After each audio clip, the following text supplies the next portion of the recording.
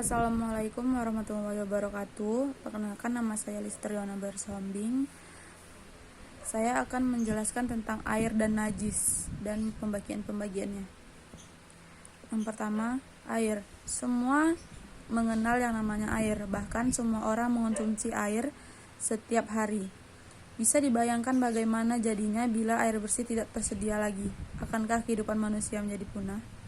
Begitulah pentingnya air bagi kehidupan. Bahkan dalam Al-Quran disebutkan air adalah sumber kehidupan, dan dari air segala makhluk hidup dijadikan. Ada 7 macam air yang boleh untuk bersuci dan berwudu. 1 air hujan, 2 air laut, 3 air sumur, 4 air sungai, 5 air mata air atau sumber air, 5 air es atau air salju, 6 air embun. Pendapat ulama tentang air. Di dalam Muhadzatsy Syafi'i, air terbagi ke dalam 4 macam, yaitu air suci dan menyucikan, air musyammas, air suci namun tidak mensucikan, dan air mutanajis. Berikut adalah penjelasan dari masing-masing jenis air tersebut yang dikutip dari kitab Al-Fiqh Al-Majji dan Al-Majji Al-Mazhab Al-Imam Al-Syafi'i. 1. Air yang suci dan menyucikan. Yang dimaksud dengan air suci dan menyucikan adalah bahwa zat air tersebut suci dan bisa digunakan untuk bersuci. Dalam istilah lain disebut juga untuk mutlak dan disebut juga dengan air mutlak. Yang dimaksud adalah bahwa air tersebut masih alami dan tidak bercampur dengan zat lainnya atau mengalami perubahan. 2.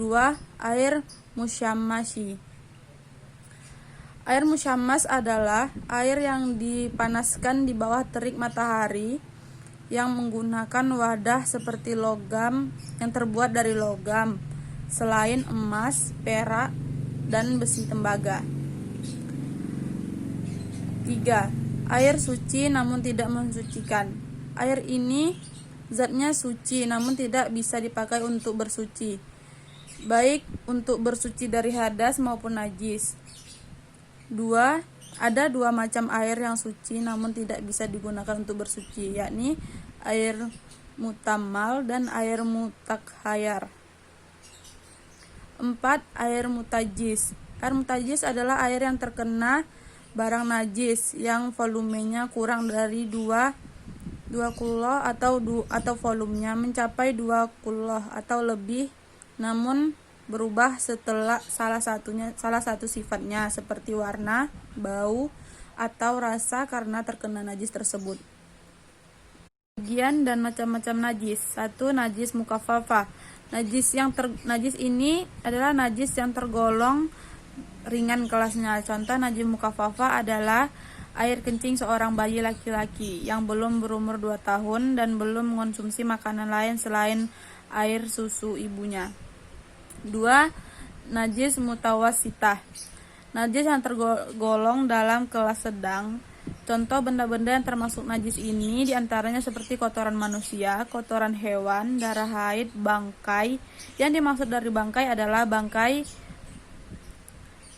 kecuali bangkai manusia, bangkai ikan, bangkai belalang, dan lain sebagainya. Najis mutawassitah ini dibedakan menjadi 2, yakni najis ainiyah dan najis hukmiyah.